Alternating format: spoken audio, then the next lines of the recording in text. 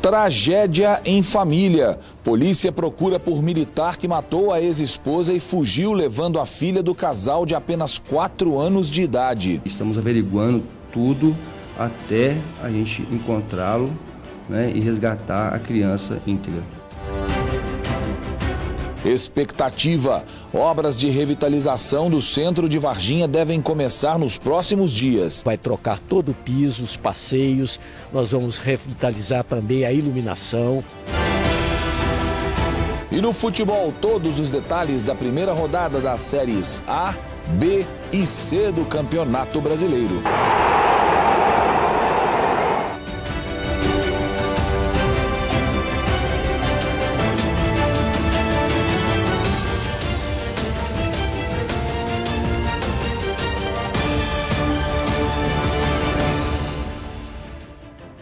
Olá, boa noite para você. Mais notícias desta segunda-feira começa mostrando do que o ciúme doentio e o machismo podem ser capazes.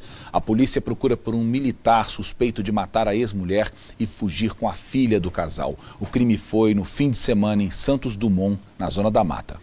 Um amor para sempre. Foi dessa forma que Gilberto Novaes, de 35 anos, descreveu o relacionamento dele com a mulher Estefânia Ferreira, de 29.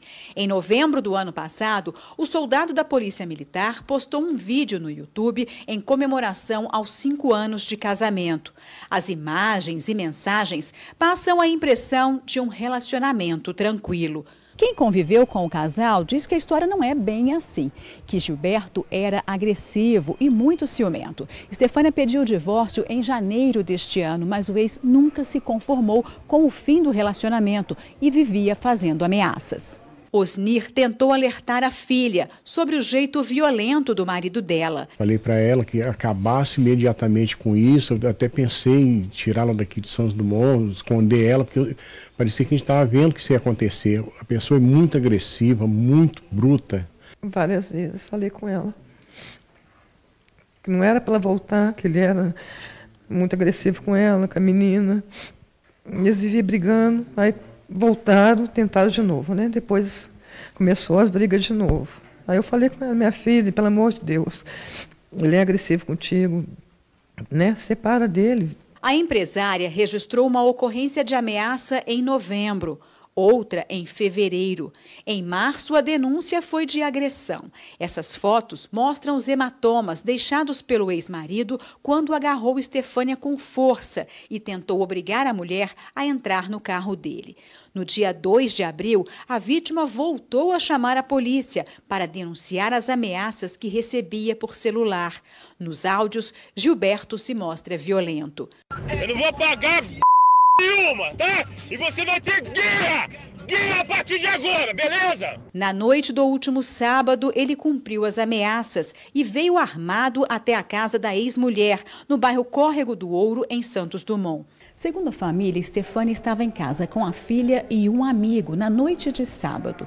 Eles pediram uma pizza. Assim que o motoboy chegou, o rapaz desceu as escadas e abriu o portão.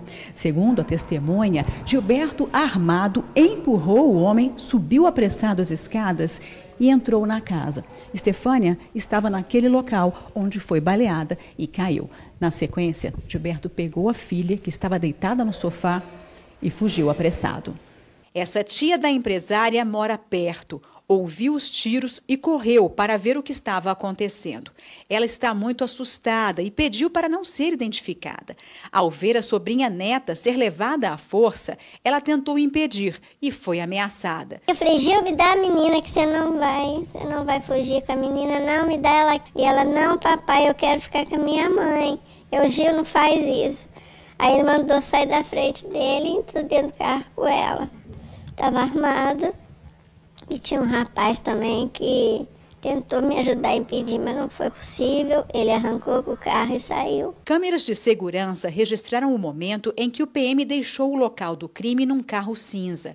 O veículo foi emprestado por um amigo que contou aos policiais que Gilberto pediu o carro por algumas horas para se encontrar com uma mulher e não voltou. A polícia militar está à procura do policial foragido. Gilberto trabalhava em Campestre, no sul de Minas. Segundo o 29º Batalhão, em Poços de Caldas, o militar estava afastado do trabalho de licença médica por problemas psicológicos.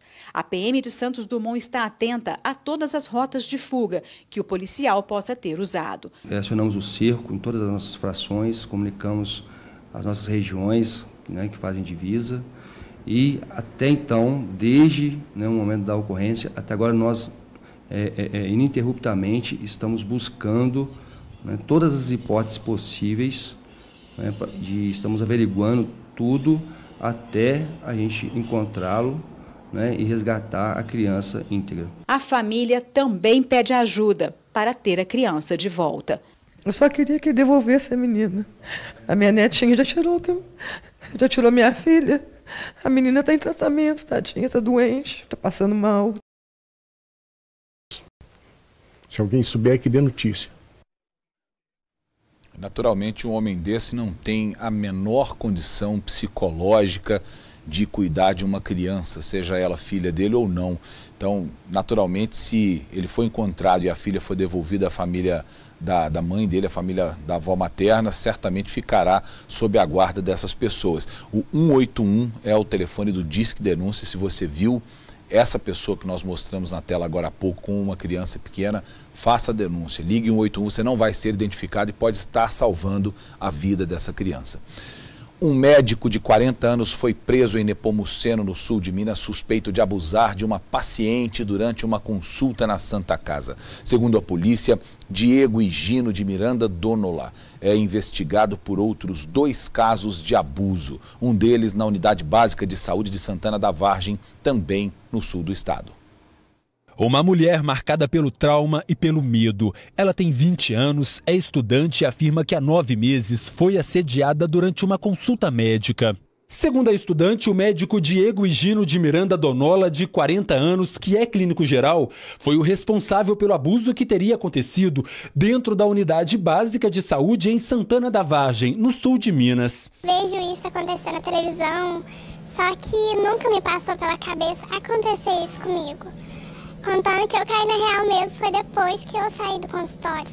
E eu não estava acreditando. Segundo a polícia, a jovem é apenas uma das vítimas de Diego. Ele foi preso no final de semana quando chegava para trabalhar na Santa Casa de Nepomuceno, também no sul de Minas. O médico teria feito pelo menos 3 vítimas. Nós tivemos algumas informações de vítimas que nos procuraram relatando esses fatos.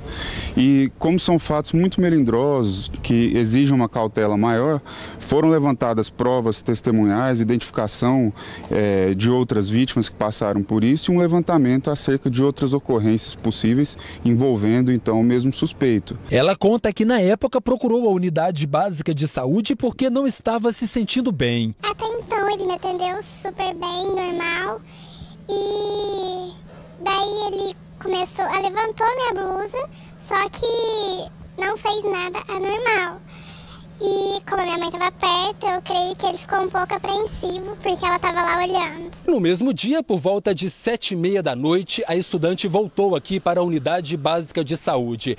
Ela veio conversar com o médico para tirar algumas dúvidas sobre medicamentos. Assim que chegou, ela foi encaminhada pelo Diego para uma sala. Ele então pediu para que ela fechasse a porta. A jovem diz que sentou em uma maca e o médico pediu para que ela tirasse a blusa. Foi neste momento que os abusos teriam acontecido. E levantou meu sutiã e começou a passar a mão. Depois ele pediu para eu levantar e deu para eu olhar assim no reflexo da janela que ele estava me olhando de um jeito não tão agradável e eu abaixei a blusa. E ele por trás, ele estava passando a mão no meu seio também. Segundo a vítima, Diego chegou a passar o número do telefone dele para ela. Eu falei que eu tinha trocado de número e que estava sem o celular, mas é lógico que era uma desculpa. E até aí ele passou o número dele falando que era para eu mandar mensagem para ele, que ele queria me acompanhar, que não era para eu deixar de mandar mensagem para ele. Ao sair da unidade, a vítima resolveu procurar a polícia. Na época, Diego chegou a ser preso, mas negou as acusações. Segundo a polícia, o médico não tem endereço fixo, o que dificultou a prisão. Nas 3 vezes, ele teria agido da mesma maneira. Outro caso pode ter acontecido em Campos do Jordão, no interior de São Paulo. Na Santa Casa de Nepomuceno, ninguém quis comentar o assunto. Nesses 10 dias que intermediou isso aí, foram diligências constantes todos os dias. Ontem mesmo, para a realização da prisão, foi montada uma campana que durou o dia todo na frente do hospital, envolvendo a equipe de policiais aqui da delegacia. Diego permanece no presídio de Nepomuceno. A estudante espera que o depoimento dela encoraje outras vítimas a denunciar os abusos. Que elas não tenham medo. Que assim como eu tive coragem para seguir em frente com isso, eu quero que ela também tenha coragem para seguir em frente, porque com certeza deve ter mais vítimas. Eu não fui a primeira, elas também não foram, eu creio, e espero que apareçam mais e que ele fique preso, que ele pague por isso. O Conselho Regional de Medicina diz que 44% dos registros cassados de médicos no Brasil desde 2009 ocorreram por denúncias de abuso sexual contra pacientes, especialmente, e é lógico, durante o exercício da profissão. 6 pessoas foram presas suspeitas de integrar uma quadrilha de ataques a carros fortes e explosões a banco. O grupo também pode estar envolvido no ataque a agências bancárias na semana passada em Passos, no sudoeste do estado. Caixas cheias de dinamites, cerca de 300 quilos de explosivos, prontos para serem usados. Armas pesadas, pistolas e metralhadoras. Até uma .50 capaz de derrubar helicóptero. Aqui, um carrinho cheio de coletes à prova de balas, máscaras antigás, botas e capacetes. Estes 2 carros também foram apreendidos. 6 pessoas foram presas. O arsenal foi apreendido em um sítio em Montemor, no interior de São Paulo, mas no local não tinha ninguém. Com mandados de prisão, as equipes da polícia percorreram a região de Campinas e conseguiram prender os suspeitos. A polícia de São Paulo já investigava a quadrilha desde janeiro. Um trabalho em conjunto com a polícia de Minas Gerais. A quadrilha é suspeita de planejar e executar assaltos a banco e carro forte nos 2 estados. O bando pode estar envolvido em um caso recente. Os moradores de Passos, no sul de Minas Gerais, foram aterrorizados pelos bandidos na madrugada da última quarta-feira. Pelo menos 20 homens fortemente armados explodiram caixas eletrônicos de 2 agências bancárias. Foi um cenário de destruição. Houve troca de tiros com a polícia. Moradores gravaram o confronto. Os criminosos atiraram contra transformadores e lâmpadas de postes, deixando ruas inteiras sem energia. Na fuga, abandonaram carros com munições. 2 ônibus foram incendiados pela quadrilha para bloquear as saídas da cidade. O presidente da Câmara Municipal de Montes Claros foi condenado a pagar uma indenização de R$100 mil a um tenente do Exército. Em 2010, o vereador, que também é policial federal, participou de uma ação na fazenda do militar. Segundo as investigações, ele teria colocado propositalmente no local um pendrive com fotos de crianças nuas. O vereador foi condenado pelo Tribunal Regional Federal da Primeira Região daqui de Montes Claros. Cláudio Prates, do PTB, é presidente da Câmara Municipal da cidade. Ele foi condenado a pagar o valor de R$100 mil por danos morais ao tenente do Exército Brasileiro, Wendel Nassau Netter. O Wendel foi preso por porte ilegal de arma de fogo na fazenda dele, na cidade de Grão-Mogol, em setembro de 2010, em uma operação da Polícia Federal denominada como o Senhor das Armas. Durante a ação policial, além do armamento encontrado de uso restrito das Forças Armadas, um pendrive com pornografia infantil também foi apreendido no local. O vereador Cláudio Prates é policial federal e participou da operação na fazenda do tenente. Segundo as investigações, esse pendrive teria sido colocado propositalmente por Cláudio ali no local, com o intuito de prejudicar o tenente do Exército, já que os dois teriam tido uma desavença há vários anos. Depois da operação, o Wendel ficou preso por cerca de 60 dias, mas foi solto por um habeas corpus. Na sentença, o juiz federal Jefferson Ferreira Rodrigues disse que o tenente sofreu graves acusações injustamente. O juiz também baseou a condenação em documentos apresentados pelos advogados de Wendel. Segundo a Promotoria de Justiça Federal de Montes Claros, Cláudio Prates deve responder ainda um processo por pedofilia. Isso porque, ao manipular esses arquivos com conteúdo de pornografia infantil, ele acabou cometendo o crime. Além disso, uma outra denúncia pesa contra o parlamentar, a de fraude processual. O caso é grave e a Polícia Federal está acompanhando tudo. Outro detalhe importante, o advogado do tenente disse que a condenação do vereador pelos danos é uma importante amostra da inocência do cliente dele, mas que não ficou satisfeito com a decisão da justiça. Ele esperava mais e que essa quantia em dinheiro jamais vai apagar o trauma vivido pelo tenente. A justiça ainda não informou como será feito esse pagamento. A decisão ainda cabe recurso. Em nota, o vereador Cláudio Prates disse que ainda não foi notificado dessa decisão do Tribunal de Justiça e nega todas as acusações. Ele acredita que a verdade prevalecerá. Afirma também que está sendo alvo de perseguição política e pede rapidez na apuração dos fatos nos processos que correm contra ele na Justiça. Júnior Oliveira para o Mais Notícias. Você acompanha agora um resumo com informações de outras regiões do estado nessa segunda-feira. Em Sabará, um homem de 44 anos foi assassinado no coreto da Praça Santa Rita. Alessio Ricardo Silva era muito conhecido na cidade, era morador de rua. De acordo com os parentes, ele tinha problemas com o álcool e por isso sempre dormia no coreto. Os militares estiveram no local, isolaram a área e, segundo a polícia, ao que tudo indica, o homem foi assassinado a pedradas. De Sabará, Regiane Moreira. Em Uberlândia, criminosos trocam tiros com a polícia e fogem. A polícia militar estava fazendo uma ronda no bairro Dom Almir quando se deparou com 2 homens dentro de um carro branco em atitude suspeita. Os policiais perseguiram os suspeitos e houve troca de tiros. Os bandidos fugiram para uma mata próxima à BR-365. A polícia militar usou inclusive um helicóptero nas buscas, mas não conseguiu localizar os suspeitos. De Uberlândia, Maria Clara Barros.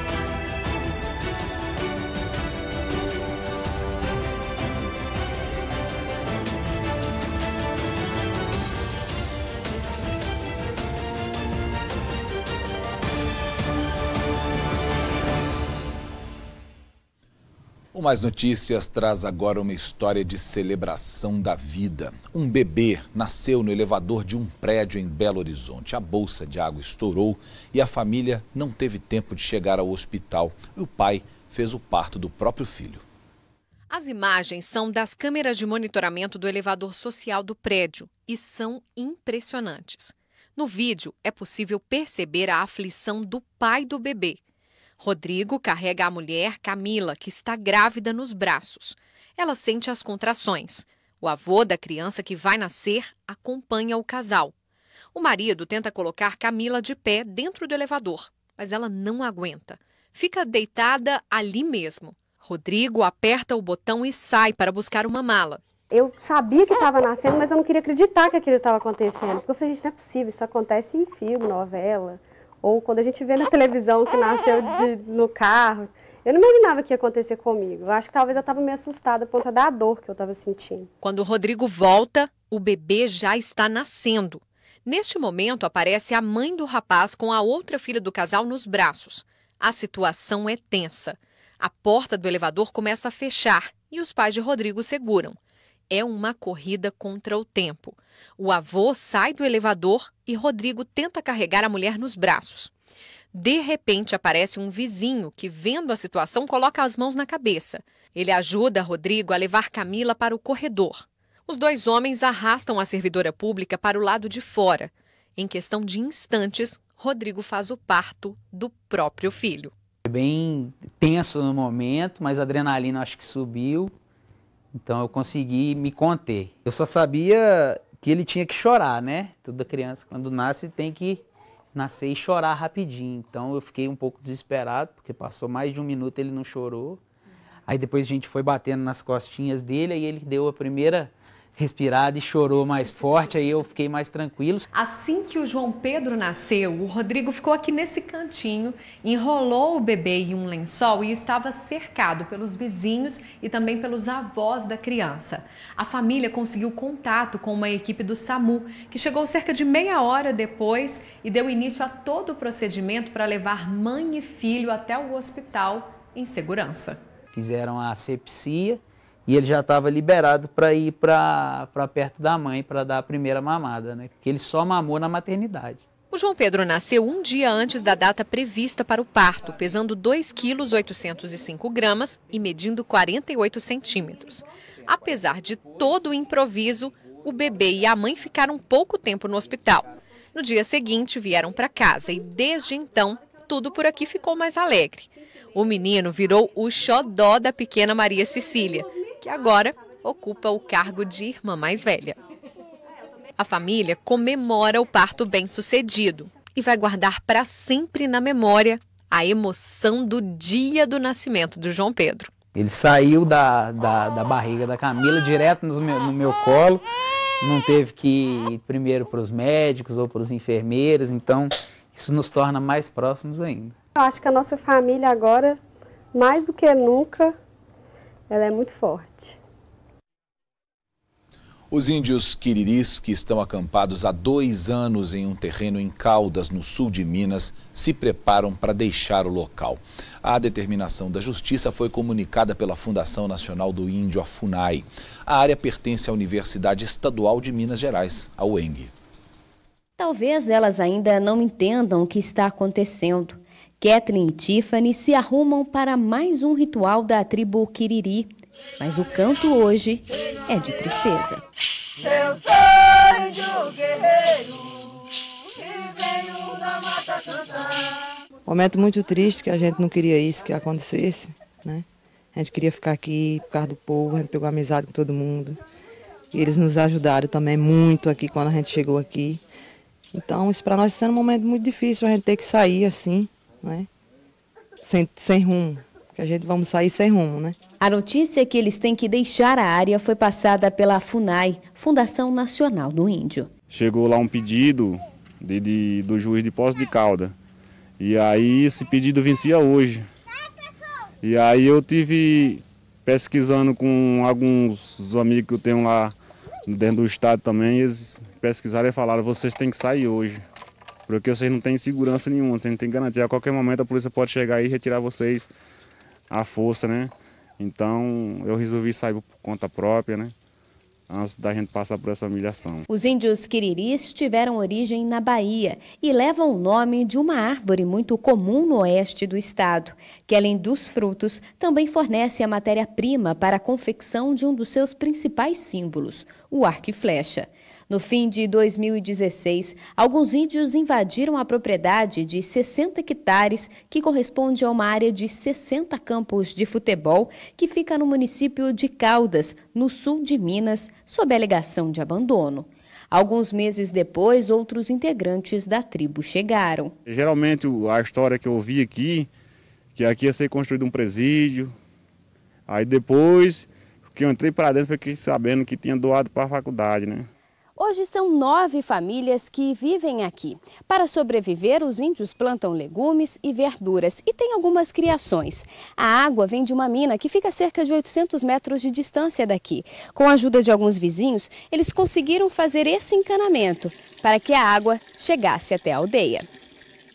As terras que pertenciam ao governo federal foram doadas em 2004 para a UENG, Universidade Estadual de Minas Gerais, para a construção de um novo campus. Em um dos artigos consta que a UENG deveria construir a nova estrutura em até 3 anos. Caso contrário, a área deveria ser devolvida para o governo. Tem essa lei que foi doada, mas não tem a lei que podia voltar, né? E aí essa pergunta fica no ar que a gente não tem tão doidice aí que não deu certo, né? Então fica perdido por aí. O cacique conta que tentou procurar os responsáveis pela terra, mas nunca foi recebido.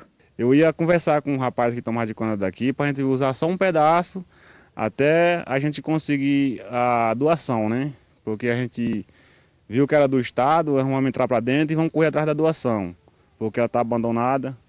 E aí o rapaz não quis nos receber, aí resolvemos entrar para dentro, né? A UENG solicitou na Justiça que a área fosse desocupada, já que as obras no local já começariam. Na última quinta-feira, a Justiça expediu o mandado de reintegração. A novidade surpreendeu até os vizinhos da tribo. São pessoas humildes, né, que chegaram aqui, conseguiu cativar a gente, né, com a sua sabedoria, os ensinamentos que passou para a gente. É um momento de tristeza. Nós viramos uma família, não existe mais distinção entre o que é o Rio Verde e o que é a tribo Quiriri. São todos uma família só, um único bairro. A causa deles é a nossa causa agora. A gente já fez uma grande amizade com esse povo, né? A gente deixar para trás, levar só lembrança. E é difícil para a gente, né? Muito triste mesmo. O domingo foi de despedida. Só queremos um pedaço de terra para nós trabalhar e criar nossos filhos. Não queremos nada de ninguém. Os índios ainda não sabem para onde vão e pretendem buscar na justiça o direito de permanecer na área.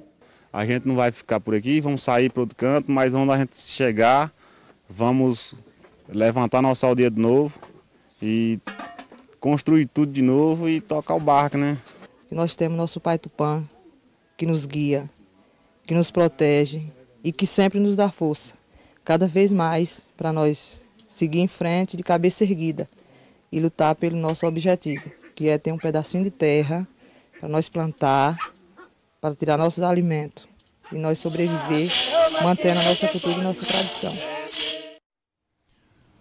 Em nota, a direção do campus da UENG em Poços de Caldas informou que a unidade não tem nenhuma ação de despejo contra a ocupação dos indígenas no município de Caldas.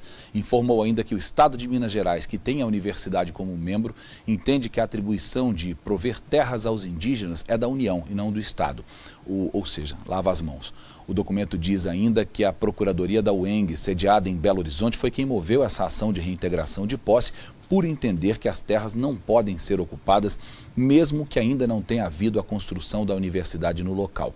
Ainda conforme a nota da UENG, a direção do campus em Poços de Caldas diz que é solidária à causa indígena por entender que enquanto as terras eram ocupadas por outras pessoas, não ocorreram manifestações contrárias por parte do poder local ou do poder estadual. A reportagem deixa bem claro que a lei que doou o terreno do poder público federal para a UENG, para a Universidade de Minas Gerais, dizia que em 3 anos, ou seja, até 2007, a universidade teria que construir o campus naquele local e se não fizesse isso, essas terras voltariam para as mãos da União. Teoricamente, essas terras não são da UENG, são da União.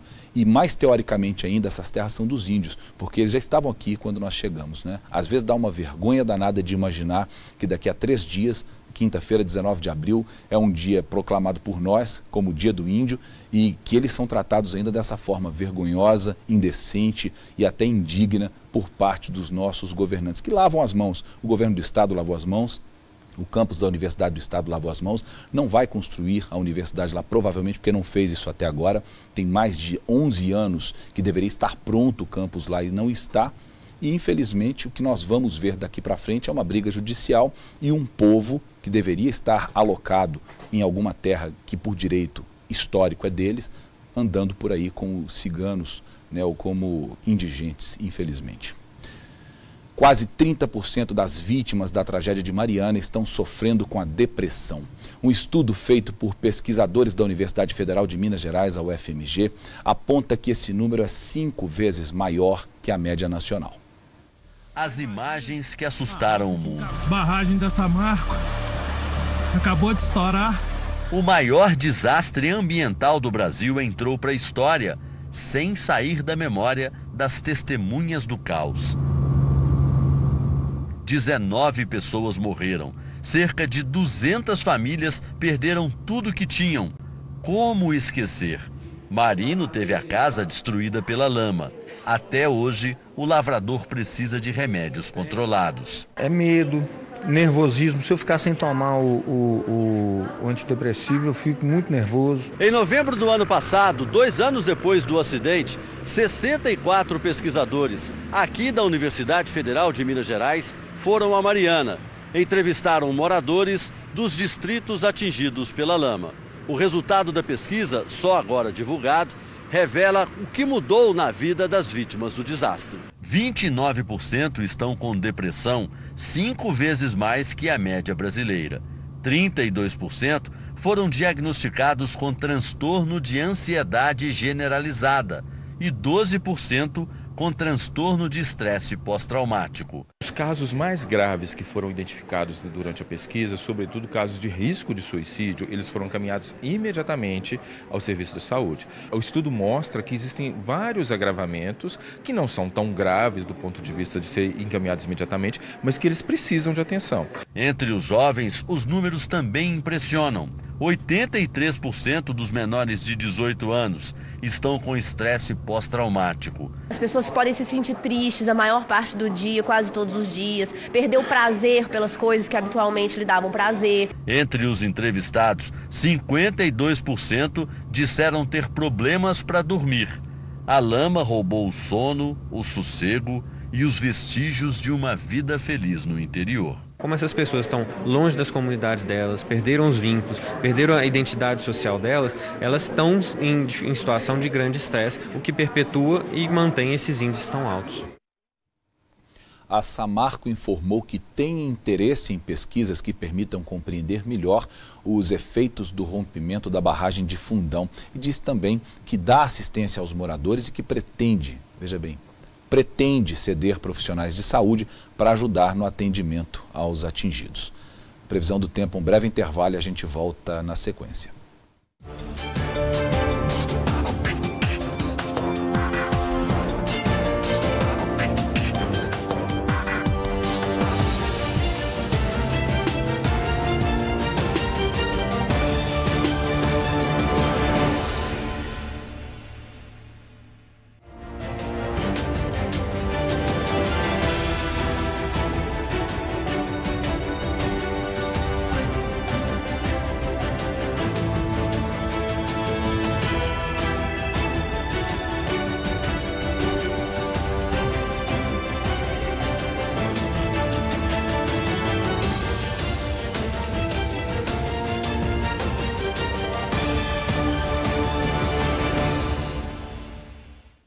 Devem começar nos próximos dias as obras de revitalização do centro da cidade de Varginha. Dentre elas, uma reivindicação antiga dos moradores, que é a reforma do Jardim do Sapo. É conhecida como Jardim do Sapo. Ao todo, vão ser gastos quase R$1,5 milhão. Bancos e luminárias quebradas, falta de calçamento e muito lixo. Imagens que em breve não vão mais existir. É que depois de muita espera, a reforma da Praça Dom Pedro II, conhecida como Jardim do Sapo, vai acontecer. A praça ela tem um valor histórico, ela inclusive é tombada pelo patrimônio, pelo Conselho do Patrimônio Histórico do município. É uma das praças mais bonitas que temos e na região central da cidade. Então a nossa preocupação com a sua reforma foi constante. As obras estão programadas para começar nos próximos dias e o local vai ganhar cara nova. Vai trocar todo o piso, os passeios, nós vamos revitalizar também a iluminação, há um projeto nesse sentido. Vamos revitalizar todos os bancos, o coreto inclusive as suas escadas, fazer uma reforma total. E também nós vamos fazer um projeto de arborização, um projeto urbanístico, de maneira que tenhamos aqui preservada a vegetação, temos árvores centenárias nessa praça. Eu acho que vai ser um projeto que todos nós varginhenses vamos nos orgulhar dele. O Francisco mora próximo à praça há mais de 50 anos e conta que de uns anos para cá ficou impossível frequentar o local. Hoje aqui é um abandono total, isso aqui mais é ponto de droga, pô, fumar. Não tem assim assalto, essas coisas, mas é dia inteiro, pô, fumando droga, só isso aí que tem aqui. Causa medo? Às vezes à noite a gente fica com medo de passar aqui sim. E ele não é o único a reclamar da atual situação da praça. O banco quebrado, o piso, às vezes passa muitas senhoras, pode tropeçar e ter até acidente, né? Porque tá soltando a calçada e se melhorar não vai ser nada mal, né? E com tantas queixas, a notícia da reforma animou os moradores. Com muita alegria, porque é preciso. Você tem boas lembranças aqui da praça? Sim, tenho. Ainda bem jovem aqui, tinha seresta, o pessoal sentava nos bancos aí, casais, namorados. Agora hoje é impossível, né? Não tem como. O contrato que autoriza a construtora a iniciar as obras aqui na praça foi assinado pelo prefeito na última sexta-feira. A revitalização está orçada em mais de R$400 mil e será feita com recursos do município. O prazo para que tudo fique pronto é de 7 meses. Nós tínhamos a possibilidade de conseguir uma emenda parlamentar para fazer toda essa revitalização, mas infelizmente as emendas foram demorando, uma hora saía, outra hora não saía, mas finalmente decidimos fazer a reforma agora. Outro contrato que também foi assinado pelo prefeito garante as obras de revitalização do centro de Varginha. O projeto já estava pronto há 5 anos. Vamos iniciar nos próximos dias uma obra de revitalização do centro. Nós vamos fazer alargamento das calçadas, vamos fazer reforma em todas as calçadas com piso tátil, com acessibilidade. Nós estamos também desenvolvendo um projeto para o centro de iluminação, que a Philips está fazendo esse projeto para nós. Então ali também, em várias ruas do centro, a Rua Presidente Antônio Carlos, a Rua São Paulo, atravessa lá o calçadão da Venceslau Braz, parte da Rua Delfim Moreira, parte da Deputado Ribeiro de Rezende, a Rua São Paulo, todas essas vias serão beneficiadas com esse projeto de revitalização. O contrato foi encaminhado para a Caixa Econômica Federal, que vai analisar a documentação e fará a liberação da verba pelo Ministério das Cidades. É um projeto que deve aí orçar dentro de R$1 milhão e 200 mil. Esse sim nós temos uma emenda parlamentar e uma contrapartida do município da ordem de R$200 mil. Uma obra esperada e bastante comemorada pela população. Importante, importantíssimo. Tem que procurar facilitar, beneficiar os cidadãos, né? Eu acho que está precisando sim, né? O centro, ele não tem quase espaço, as calçadas muito pequenas, o espaço para os carros, não tem estacionamento. Está precisando demais da conta, não só arrumar aqui, mas toda a região aqui, que é puro buraco. A obra no centro de Varginha deve ficar pronta em 120 dias. Uma cidade de 130 mil habitantes, com o comércio forte que Varginha tem, com a economia forte, o que representa para o sul de Minas, precisa de espaços de convivência para que as pessoas possam sair de casa, possam querer frequentar as praças, frequentar as ruas e usar o comércio local. Então é um bom exemplo que está sendo dado e que pode ser seguido por outras cidades semelhantes, até cidades menores, inclusive, do interior de Minas Gerais. Tomara que realmente fique pronto em 120 dias e a população receba esse presente aí para o fim do ano. Uma outra notícia, agora 6 instituições mineiras, dentre elas uma de Maria da Fé, no sul de Minas, vão receber mais de R$560 mil em recursos para fomentar a produção de artesanato.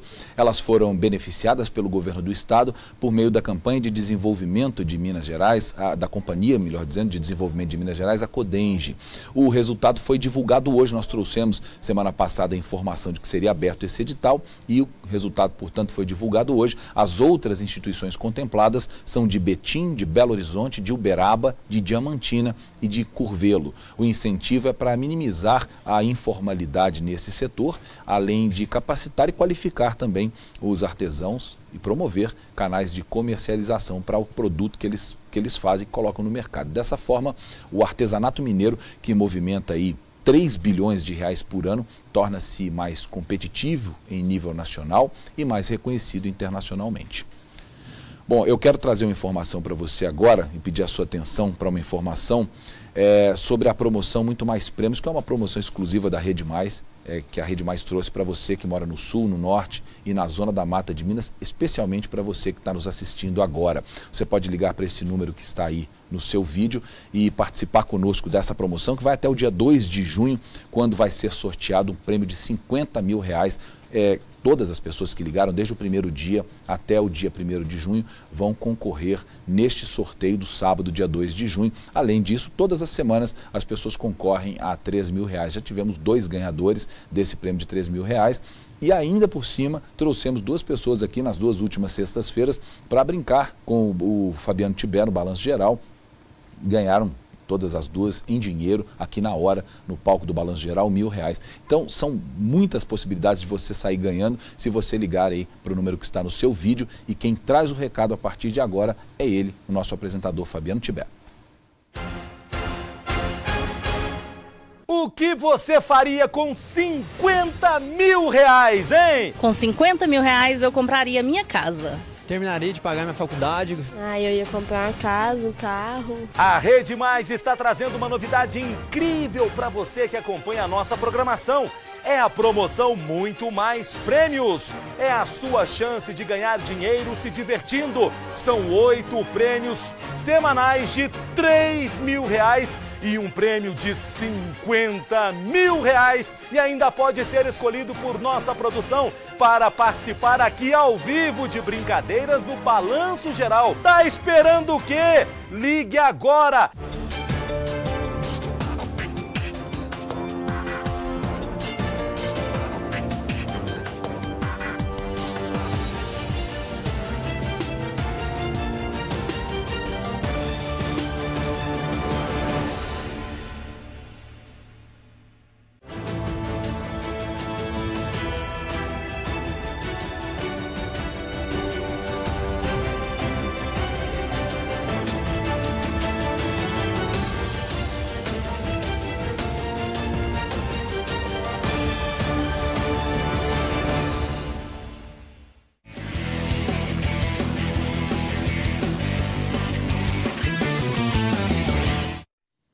O Campeonato Brasileiro começou neste fim de semana e pela Série A, o Atlético vencia o jogo, mas o Vasco virou no finalzinho. Otero bateu de longe e abriu o placar para o Atlético ainda no primeiro tempo, meio sem querer, mas fez o gol.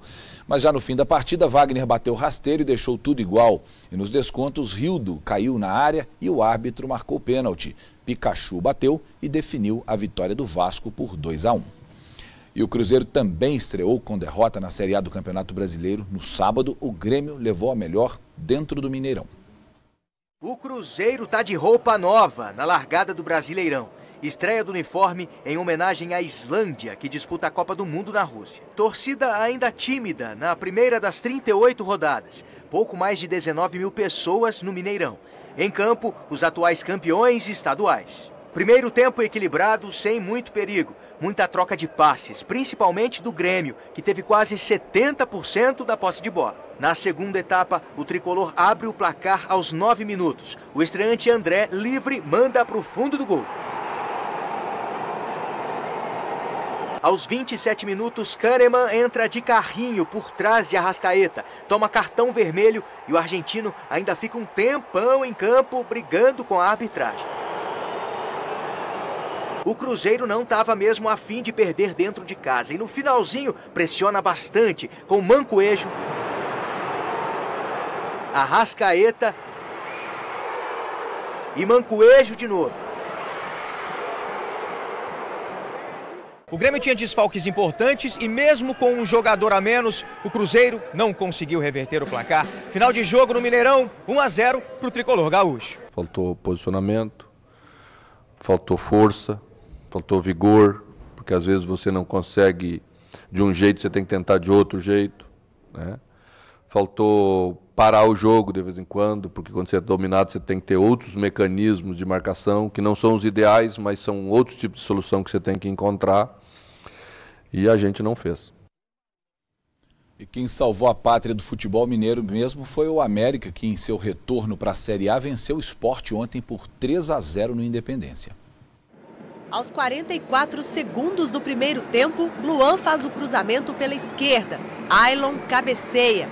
Rafael Moura ganha a disputa e ajeita a bola para o gol de Serginho. 1-0 Coelho. Serginho cruza a bola na área. O goleiro do Sport, Agenor, tromba com o zagueiro e a bola sobra livre para a conclusão de Carlinhos. 2-0 América. Luan corre com a bola livre pelo meio de campo e lança Serginho. Ele antecipa os zagueiros e sai livre, cara a cara com o goleiro Agenor. Gol do camisa 10 do América, 3-0. O atual campeão brasileiro, o Corinthians, derrotou o Fluminense por 2-1 e teve até taça em campo. A taça conquistada no ano passado foi exibida por Marcelinho Carioca para servir de inspiração ao Corinthians versão 2018. Começar bem o campeonato era preciso e a pressão levou ao gol de Rodriguinho depois do cruzamento de Romero. O Fluminense reagiu no segundo tempo e Richard deixou tudo igual. Favorito para repetir o feito de 2017, o Corinthians não desistiu. Quando o jogo parecia se encaminhar para o empate, Emerson Sheik cruzou para Rodriguinho, de novo, decretar a vitória. Corinthians 2, Fluminense 1. Começar bem vencendo em casa é o primeiro passo para quem quer ser campeão. O Corinthians fez o seu dever para partir em busca do bicampeonato ou do 8º título brasileiro. Cada jogo é um jogo, uma final, né? Porque vale os mesmos 3 pontos, a gente sempre deixa muito claro. Então é sempre importante pontuar em casa, principalmente, né? Os 3 pontos e sair bem no início do campeonato também é importante. Felizes com os primeiros 3 pontos, Fábio Carilli e os jogadores deram a volta olímpica com a taça do Campeonato Paulista e mergulharam em direção à área para encerrar o domingão de festa. E você acompanha comigo agora os outros gols da rodada. No sábado, Vitória e Flamengo empataram em 2-2 no Barradão em um jogo muito polêmico. Logo no comecinho da partida, Paquetá abriu o placar pro rubro-negro carioca. O Vitória empatou em um lance muito contestado. Everton Ribeiro levou uma bolada no rosto, mas o juiz marcou o pênalti e ainda expulsou o jogador do Flamengo. Na cobrança, Iago deixou tudo igual. No segundo tempo, William Arão, impedido, cabeceou e no rebote, Hever fez 2-1 Flamengo. Mas logo na sequência, Denilson subiu mais alto que a zaga e definiu o jogo. Vitória 2, Flamengo também 2. Também no sábado, o Santos recebeu o Ceará no Pacaembu. Depois do cruzamento pela direita, a zaga do Ceará deu bobeira e Pio acabou marcando contra. No segundo tempo, Sacha cruzou e Rodrigo cabeceou para definir o resultado. Santos 2, Ceará 0. Ontem o Internacional voltou à elite com uma vitória por 2-0 sobre o Bahia. Nico Lopes no primeiro.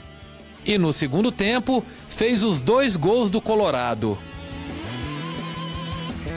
E o Atlético Paranaense goleou em casa. A Chapecoense até saiu na frente com o Wellington Paulista.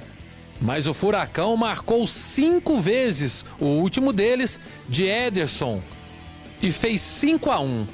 Hoje, outros 2 jogos fecham a rodada. Às 8 da noite, tem Botafogo e Palmeiras no estádio Newton Santos. No mesmo horário, o São Paulo pega o Paraná Clube no Morumbi. E agora a gente fala da Série B do Campeonato Brasileiro. O Boa Esporte estreou com derrota. No sábado, o time de Varginha foi até Londrina, no Paraná, e perdeu para os donos da casa. No segundo tempo, o veterano Dagoberto chutou, a bola desviou na zaga e enganou o goleiro Fabrício. Fim de jogo foi Londrina 1, Boa Esporte 0. O Boa volta a jogar amanhã às 7h15 da noite contra o Fortaleza no estádio do Melão, aqui em Varginha. E pela Série C teve clássico na primeira rodada. O Tupi jogou em casa e venceu o Tombense por 1-0.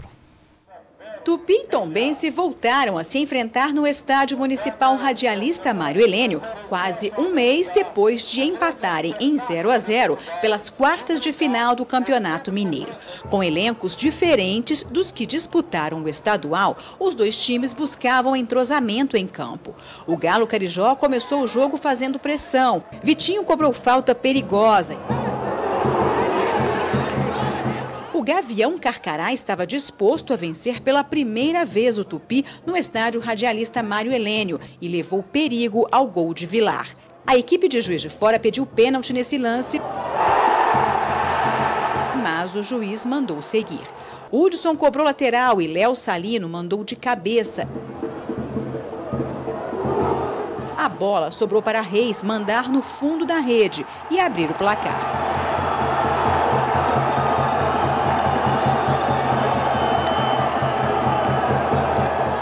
No segundo tempo, o Galo Carijó queria mais, mas o Tombense não se rendeu.